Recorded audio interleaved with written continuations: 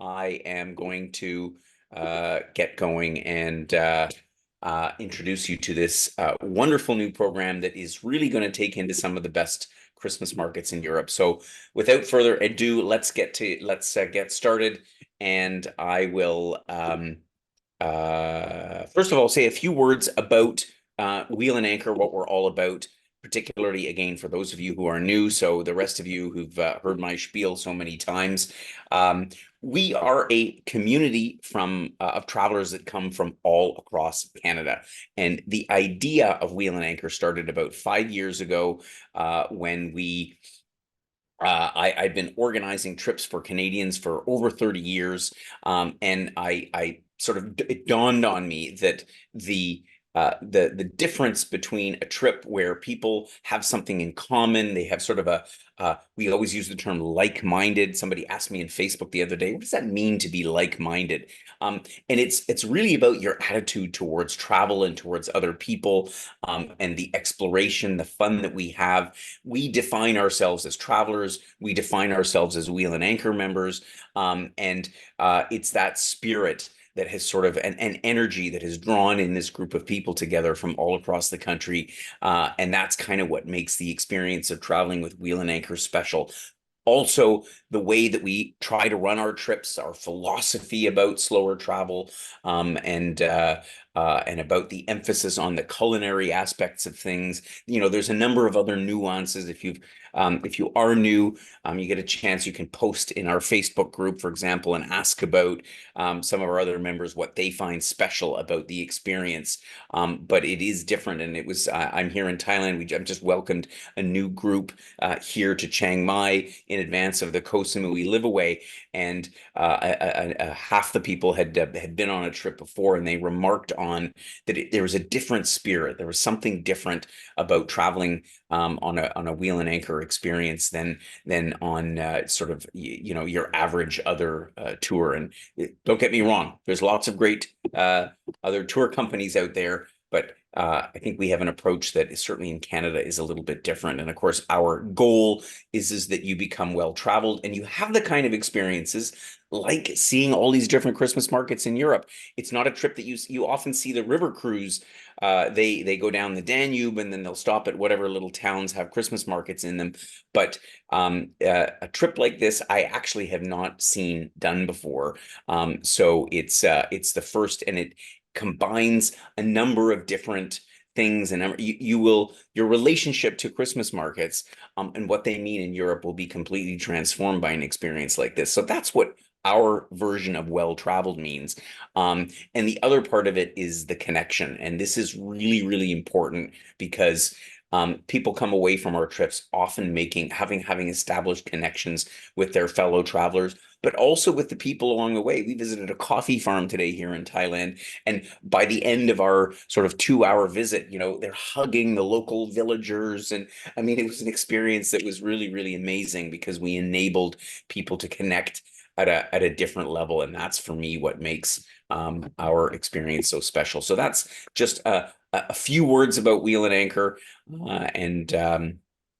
So without further ado, let me briefly introduce the team. So my name is Gordon Dreger. I am the founder of Wheel and Anchor and curator of all these tours, this one included.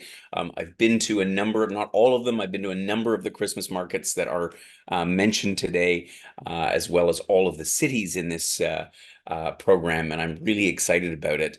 But of course, all of the effort that we do in putting these trips together wouldn't be possible without our amazing team, our growing team at Wheel and Anchor, and in particular, our trip specialists, Paula and Barb. And so, good morning, Barb. It's actually the first time we've seen each other since the holidays. Good morning. Happy New Year, everyone. Happy New Year. Happy. That's right. So usually right off the get-go, Happy New Year. Well, I already had two webinars behind me the last. That's Yeah. right. But Happy New Year to all of those on the webinar. So today, and so we are a part of the team that makes up Wheel and Anchor, and we are going to be taking you on our little tour today around these Christmas markets. So I'm going to be your guide as usual as we look at a few images, and I'll explain to you about why we've selected the Christmas markets in the cities that we have that we're headed to next year. So let's jump right into it. Looking at the map, as you probably know, if you are interested in Christmas markets, and again, judging by the number of people who joined the webinar, we have a lot of people interested in Christmas markets. They are all over Europe. We've titled the trip "The Best Christmas Markets in Europe." There are probably 100 people that would argue with me about other Christmas markets in other cities because literally they are in pretty much every city, all the way from the north of Finland down to even Athens in Greece and so on. And I mean, they are everywhere throughout Europe.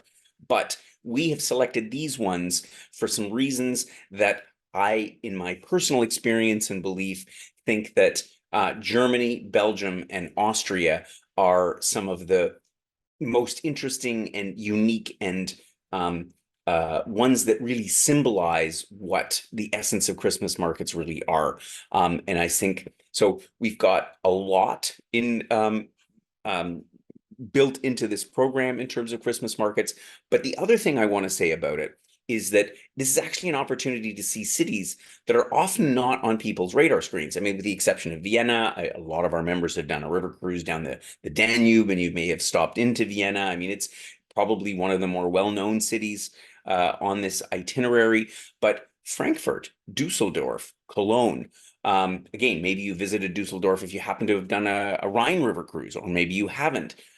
Ghent, which is an incredible city. So we're taking you to cities that, not just because of the Christmas markets, they are fascinating and wonderful in and of themselves. And so we are going to be doing things beyond just going to Christmas markets. We're going to be doing tours and getting an insight into a bit of these cities.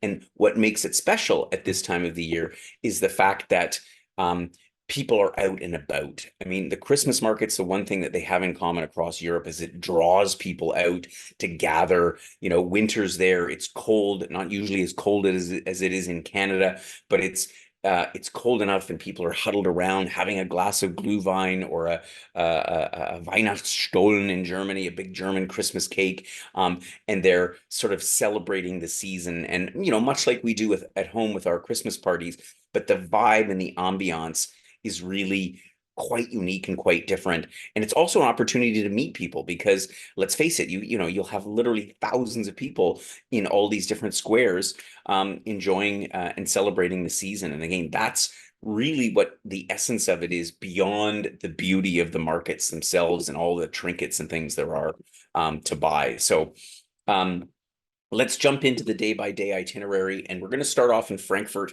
One of the reasons is because it's easy to get to. We have obviously nonstop flights from Toronto, Vancouver, Calgary.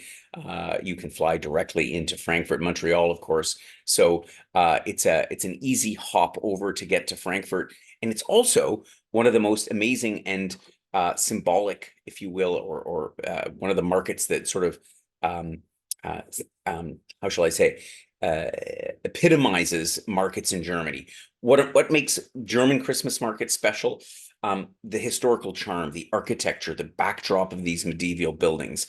Obviously, Glühwein, which is hot mulled red wine. If you haven't had it before, you will have it at all of the Christmas markets, as well as a number of other beverages that are not as common at home. And you know, this is really a big part of the tradition over there. And in Germany, the Christmas markets are also quite well known for the handmade crafts. And again, this is something neat. A lot of these things are available only at this time of the year, and there are tons and tons, a huge variety of things to see. So in Germany, in Frankfurt, we're going to be spending the first 2 nights of our trip.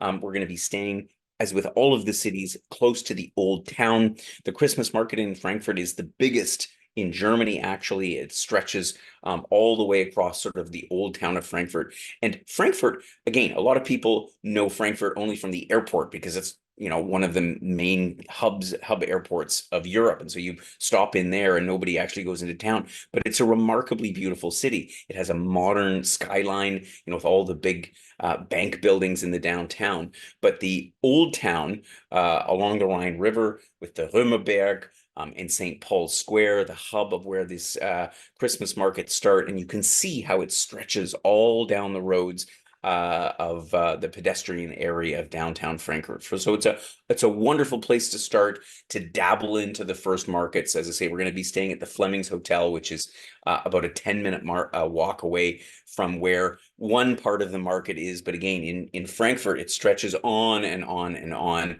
And they have this giant Christmas tree that is also adorns one of the main squares. And as I say, Frankfurt itself, we're going to be in there for 2 nights, and we're going to spend some time visiting actually the city. So you'll get a little bit of a taste of it. You can see the CBD, the Central Business District, which is where we're not going to be spending so much of the time, but it's one of the most modern and cosmopolitan of German cities.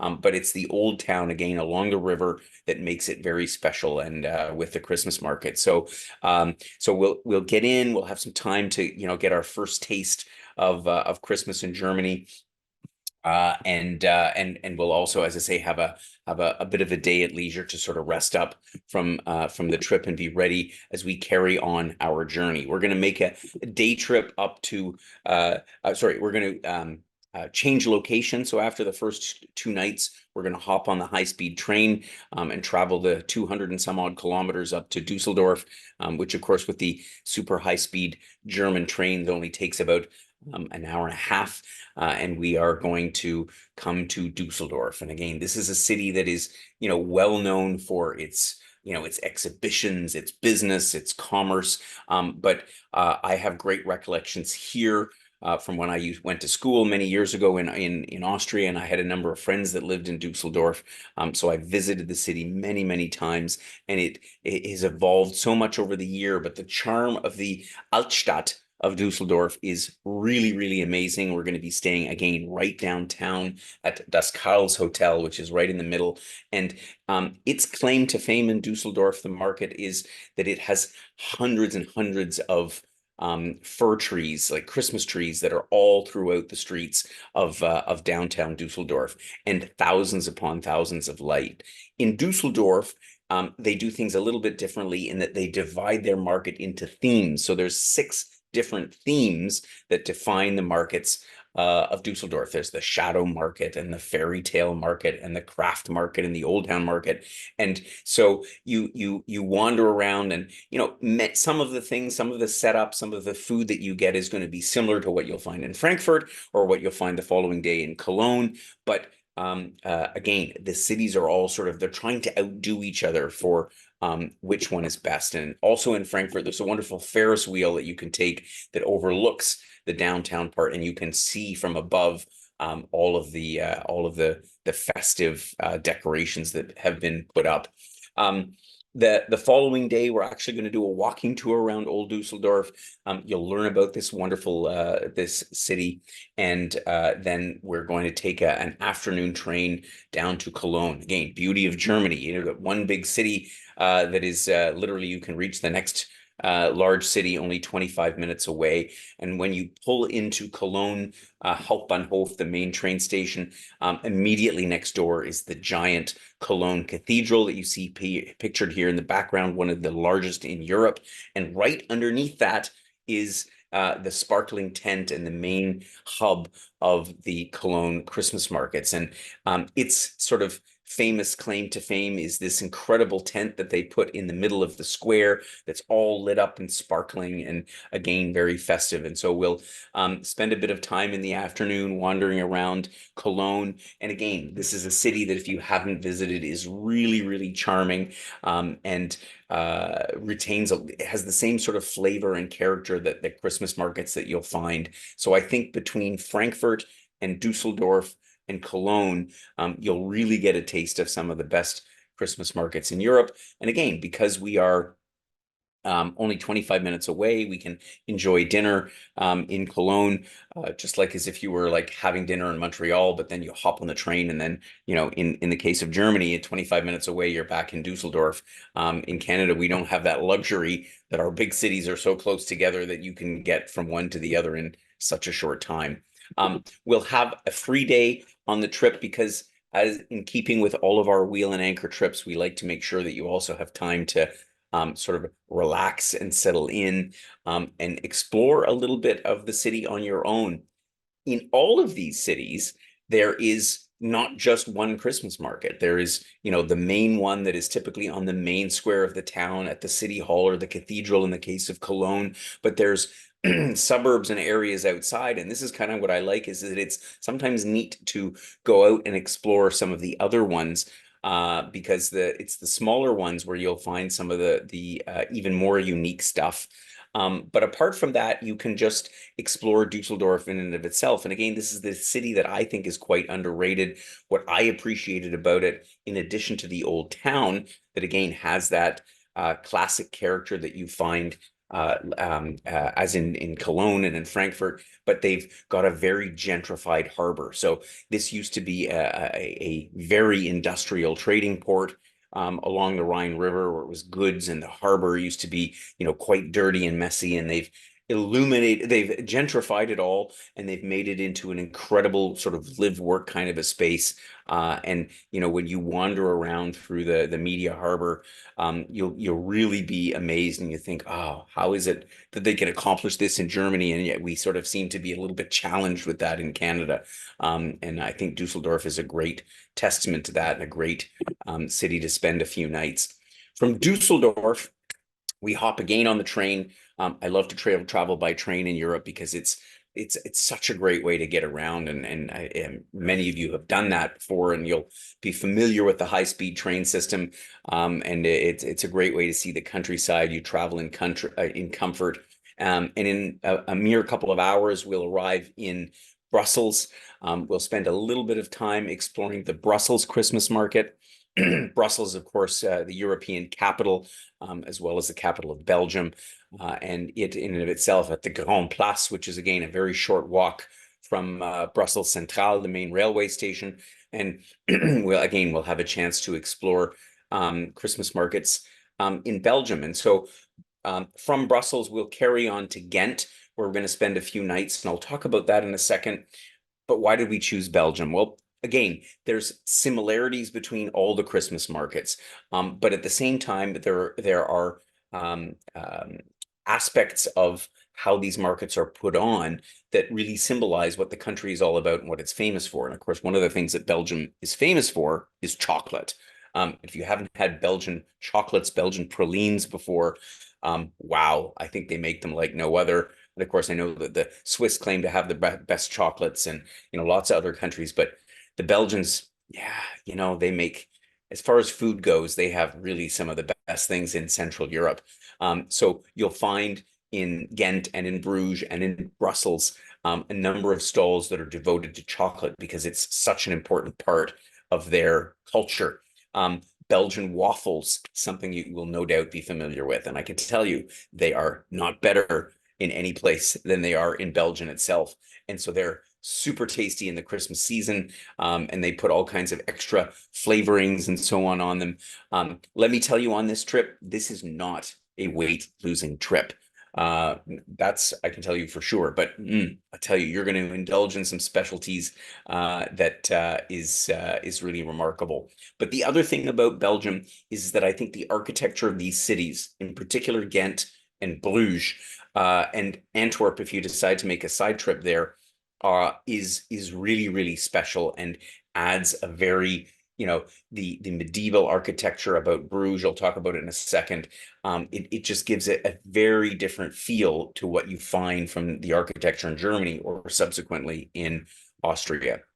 So in Ghent, once again, we're going to be staying downtown at the 1898 the Post Hotel in the center of the old town, walking distance to all of these wonderful Christmas markets. So the next day, we're going to again have a tour of Ghent. And once again, this is a city that you may or may not have seen on your travels around Europe.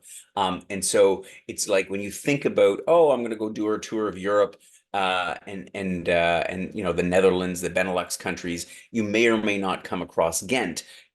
From history lessons, we know about the Treaty of Ghent, but we don't really know a lot more about it.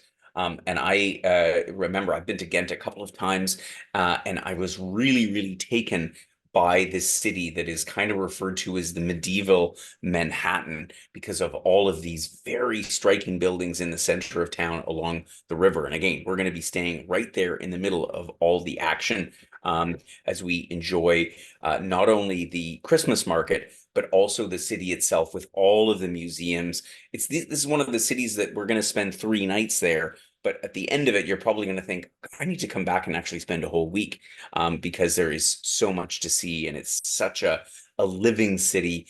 And, the Belgian people love their festivals. The last time I was in Ghent was in the summertime, and they have the Gänsefest, which is a huge festival that runs for 7 days, 24 hours a day, nonstop.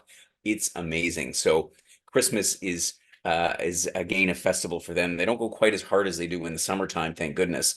But the Ghent Christmas market with its 150 wooden stalls, like you see here, has a different flavor than what you find in the ones in Germany, which are all look like sort of little mini gingerbread houses. So it's a different spin on it altogether. From Ghent, again, it's a short ride up to Bruges. And if you've never visited Bruges, it in of itself is probably one of the most prettiest medieval cities in all of Europe. It is absolutely magical. When you add to that, so Bruges is a UNESCO World Heritage Site. Sometimes it's referred to as the Venice of the North because of all the canals and waterways that crisscross it. As you know, Bruges is basically on the English Channel, so on the Atlantic coast. And as you see, and this gives you a small taste of what Christmas is like in Bruges. But imagine this fairy tale city where literally the whole downtown core is buildings in this sort of medieval style. You add incredibly ornate Christmas decorations, lights, with all the cobblestone streets, and the whole place is like standing in a fairy tale. It is absolutely. So from a feeling standpoint, in terms of the ambiance created by the architecture and the decorations and all the rest of it, this one would be sort of the top of my list. And so we'll spend some time exactly enjoying the city, enjoying the markets themselves, looking around. We're going to have an orientation tour, a guide. And so if you haven't been to any of these cities like Bruges, you'll also come away with a different feeling. And as I say, because the markets are convivial and it brings all kinds of people out and together, you can't, you're going to be standing at a stall around, um, savoring some, Maroni in the case of Germany and Austria, roasted chestnuts, or you're gonna have a glass of mulled wine, or maybe it'll be Jaeger tea, Hunter's tea in Austria, all these different hot beverages that they're sipping, and you'll strike up a conversation with somebody from Bruges, if you're in the case of Belgium. And it is the opportunity to really connect with other people that I find is very, very special, particularly at Christmas time. And that, again, what makes it so special. We'll have a full day at leisure in Ghent.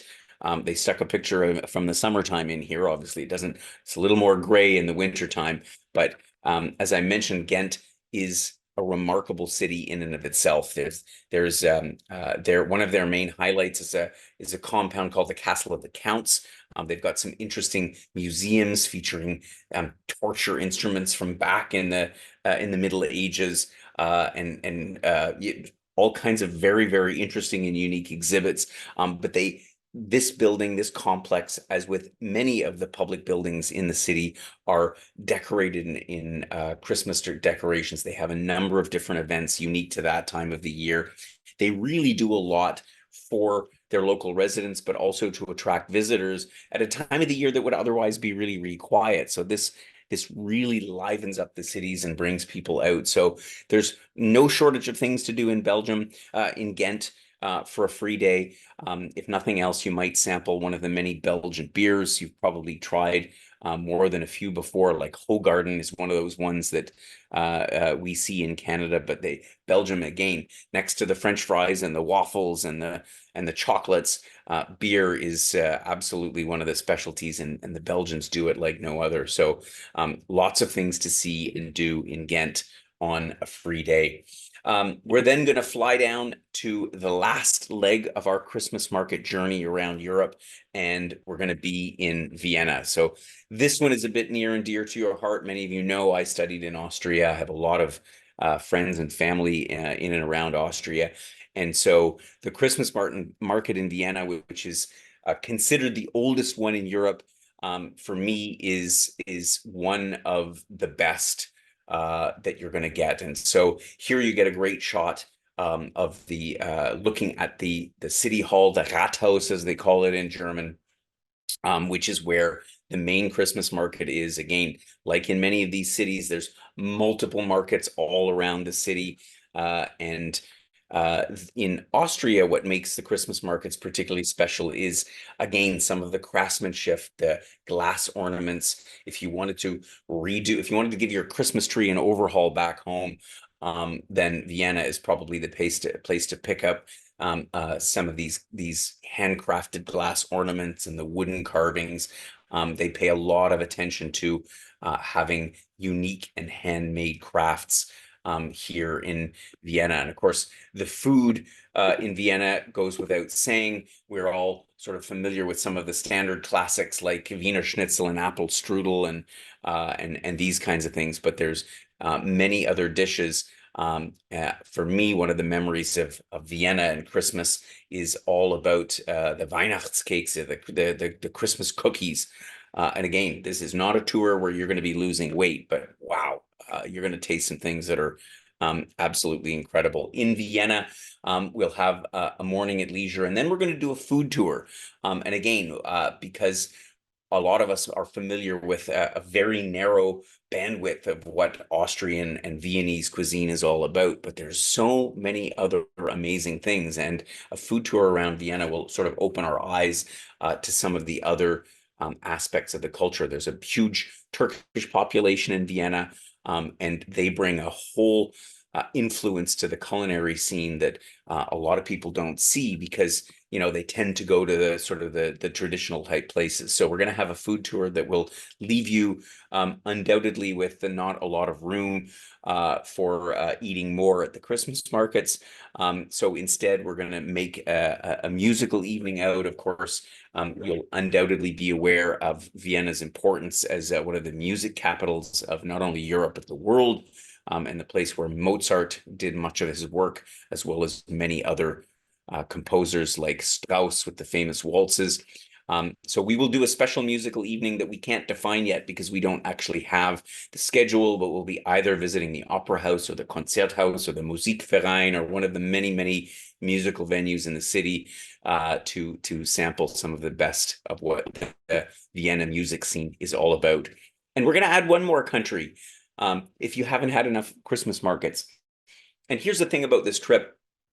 With the Christmas markets, basically we're, for the most part, out browsing around on our own, which means you can spend as much or as little time there as you want. Because, some people, and I know certainly the locals in Europe, will go to the Christmas market 2 in the afternoon and they'll still be standing there 11 o'clock at night. We're probably not going to be in the same boat, but there's so much to explore, but you can do as much or as little as you want. We're giving you the opportunity to see all of these places and all of these cities.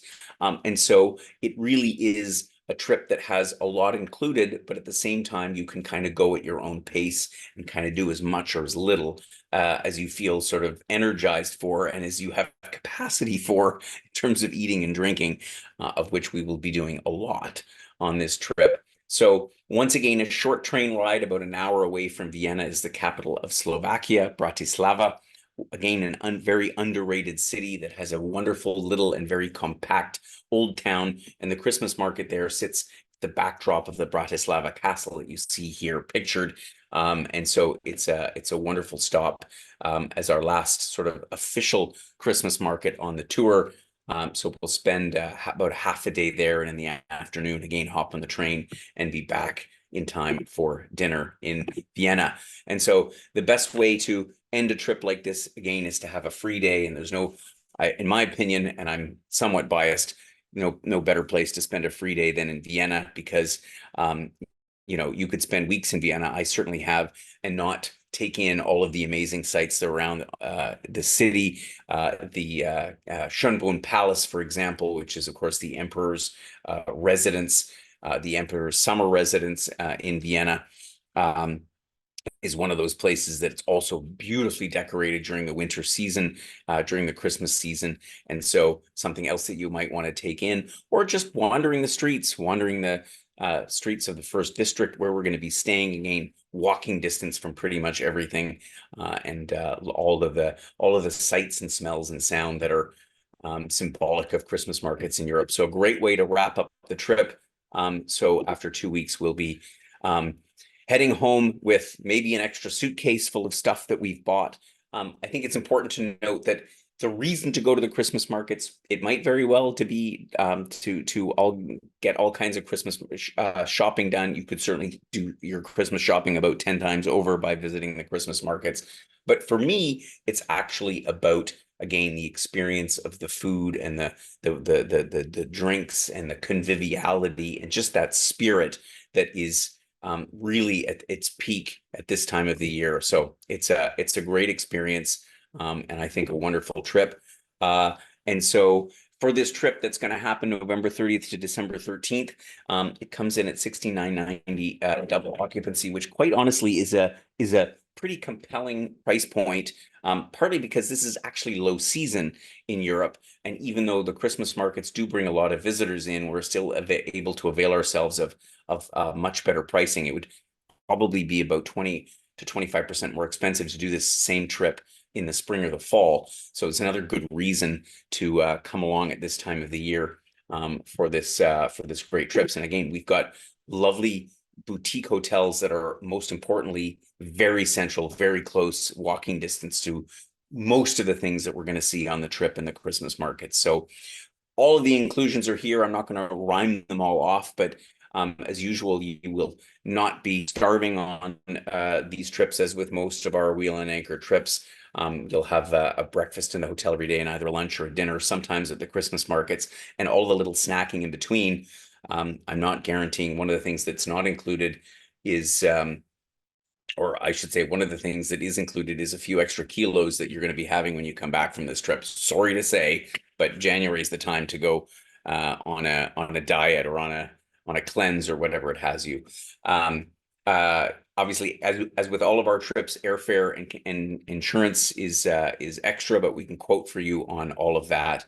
And as well as if you decide to come in early or leave later, then you have to look after your own transfers. This is a new thing that we're introducing on our trip starting from Christmas of next year. Yeah, as I say, you're flying into Frankfurt and out of Vienna, so two very accessible cities, particularly if you are in Toronto or Montreal, where you can fly nonstop to and from both of them. But they're pretty easy to get in and out of from anywhere in Canada. And for those of you that sign up early, our Christmas bonus to you is a $200 off this trip by booking before the end of February of this year, which enables us to go and lock down all of the hotel rooms so that we can pass those savings on to you. So it's time to answer some questions about this amazing Christmas markets tour.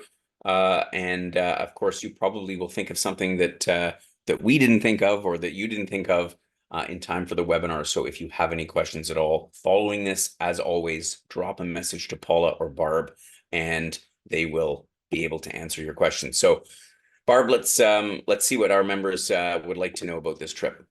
Yeah, sure. So Ardell's asking basically a comparison in terms of the Toronto distillery markets that we have in Toronto, where it's quite crowded and you need tickets. So she's just asking how the Europe markets compare in those regards, long lineups and stuff like that in Toronto. Is it like that there, or is it very different? Yeah. With all due respect to attempts in Canada or the US to do Christmas markets, sorry, we don't do Christmas markets. I won't go in Toronto. I think anyway, I will say I'll reserve my judgment. Christmas markets in Europe are busy, but they are, first of all, much better. Well, first of all, in Europe, we don't have liquor laws like you have in Canada, so you have to stand inside a fence and be all fenced in like you're in jail. They don't have that in Europe. So you can wander around anywhere with your glass of blue wine or your beer. So that doesn't exist. So that disperses things and makes things flow a lot more. And sure, there's can be lineups for things depending on the time of day that you go. If you go on a Friday afternoon when everybody gets off work at 5 o'clock, it's going to be a little bit busier than if you show up at sort of 2 in the afternoon or 8 at night. But while it's busy, it flows much better than any Christmas market that I've seen in Canada. So and there's no tickets that you have to buy. You literally show up at each of the stalls, whether it's selling something to eat or a craft or art or Christmas gifts or whatever it happens to be. You just buy everything in cash on the spot. Okay, perfect. Excellent. There's also a question about if you're a solo traveler, is there a matchup program so that the cost can be reduced? Sure. Yep, the companion for the road. Exactly. So, well, Barb, you want to talk about our Companions for the Road program? Yeah, so the companion for the road is basically if people want to share a room, another solo traveler wants to share a room, they can complete our companion for the road form, which is on our website. And if we have another solo traveler of the same gender, then we can match them up on that trip. It's not a guaranteed, like if there's not another solo traveler, it's not a guaranteed that you would then get the twin double rate. So there has to be another person looking to share on that same trip. But yeah, that's the reduction. Instead of paying the single rate, you would pay the per person twin double rate, which is less. And yeah, and this is a great kind of a program to actually join that because let's face it, it's fun, not just for the cost. And let's face it, that's substantial. It's a lot of Christmas gifts between having a sharing a room and going as a single. It's fun to go with somebody, and it's fun to to have a travel companion, even if it's somebody you haven't met before, because again, the Christmas spirit and it just sort of invites that flavor of going out with somebody and sharing all of that Christmas cheer in all the different forms that it comes in. Okay, and then there is another question about temperatures at that time of year in Europe. That's a good question. So Europe at that time of the year, Europe in general is the climate is more moderate than it is this Central Europe than it is in Canada. Now that depends on obviously where you're from in Canada, but what you'll find at the end of December, beginning of end of November, beginning of December is temperatures typically are in range from the single digit to the low teens. So I would say on average, if you're talking about Frankfurt, Cologne, Belgium, um, even Vienna, you're talking about averages of probably sort of 5 to 10 degrees. It could be that it drops down to a few degrees below zero. In fact, I think in a way that's what makes it nicer, but you don't generally get Arctic chills like we can get in Canada in December at minus 10 or 15. That won't happen, and never say never. For those of you that followed the weather in Europe, they had quite a snowfall in early December this year across the whole continent. In fact, it was one of the first times that the whole continent was covered in snow at the beginning of December.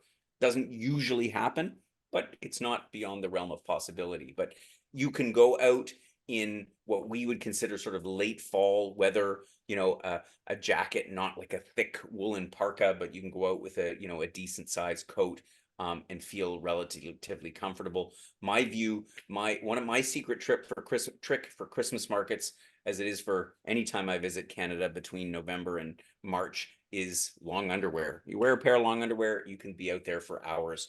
And again, it's not that bone-chillingly cold. Okay, perfect. And I guess it's a rare opportunity if it does snow then, right? So to do the markets with it snowing would be a treat.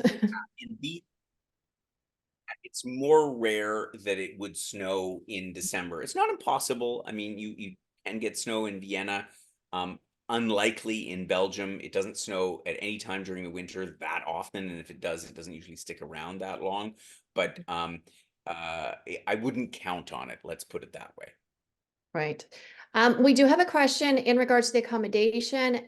If there's 3 people going, triple rooms, it would be a double and a single, right? So there's no triple accommodation. There is the possibility that would be on request. Triple rooms do exist.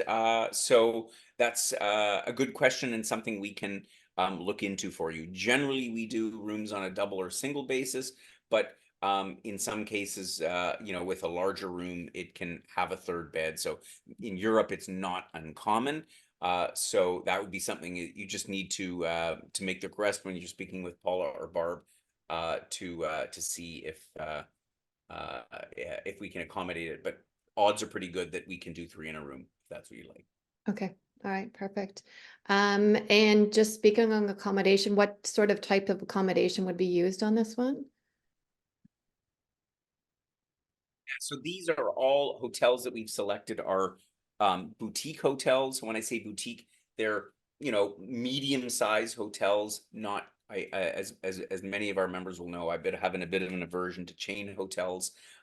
So they're well located, again, all within walking distance of the old towns in each of these cities.